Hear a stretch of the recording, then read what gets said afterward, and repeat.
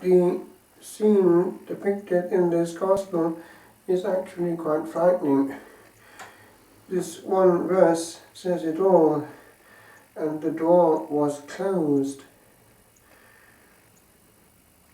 It makes one think of those different people that one has encountered over the years that have actually not spent their time making sure that their lambs were trimmed.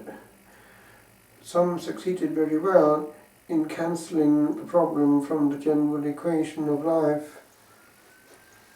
But then the time comes also when, with regard to life and light as we know it in time, the door is closed. The soul goes into a different dimension and there is no coming back. There have been the exceptions here and there with regard to resuscitation, which can also be associated with different experiences of travelling in the beyond and then being put back in the body. But the norm is that the door is definitively sealed and closed once the soul is there. There was, in Tuscany where we were, the general reluctance to call a priest before a person died. It might frighten the person and give the person to understand that they were at life's end. And then, hardly dead, the priest would be called, but that wasn't an awful lot of use.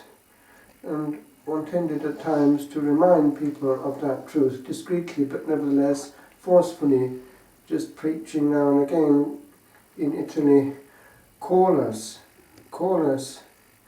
before and not after.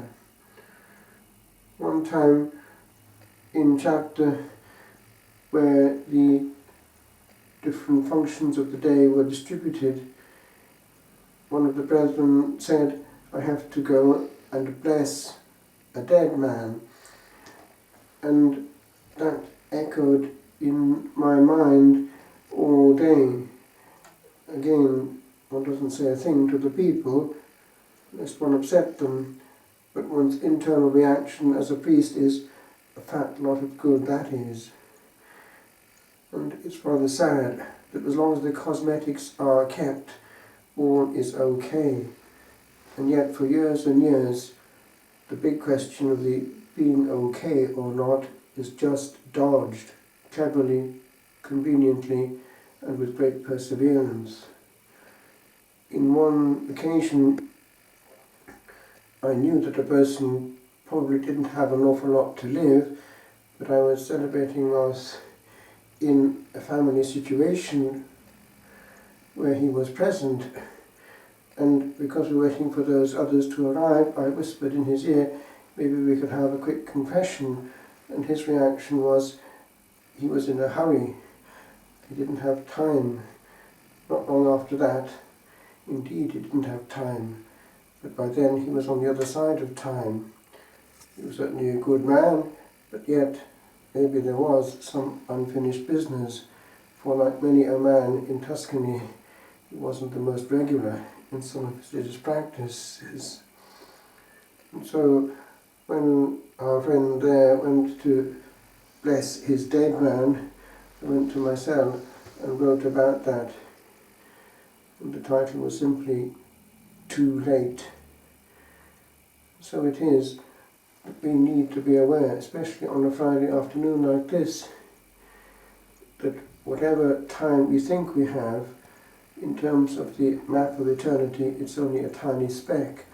It's kind of important that we don't actually defer, so that at the end we do find that there is actually not a second chance and there was a lot of unfinished business. That it might in our case too be too late, and that we could actually find the door closed.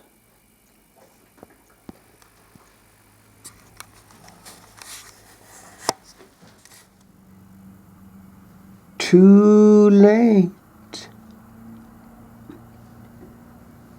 I have to go to somewhere way out in the country to bless someone who has died, said one of the brethren.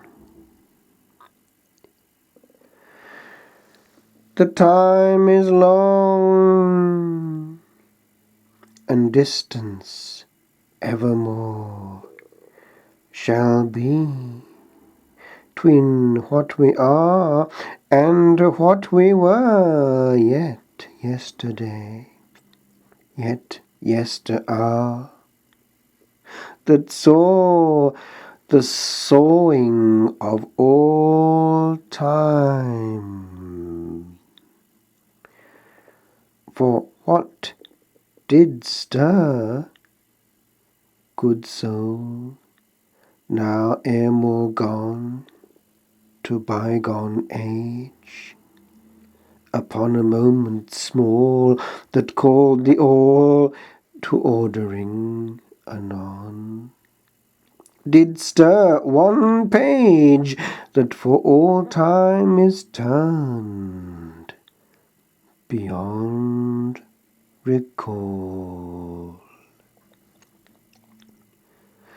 O hominid, too huge to lie unknown in but a common tomb, a womb there is no more to hide thee from the blast now shown to be the all that is, unless 't be his that sparked thee, little splinter of a star, gone on to wander where days are.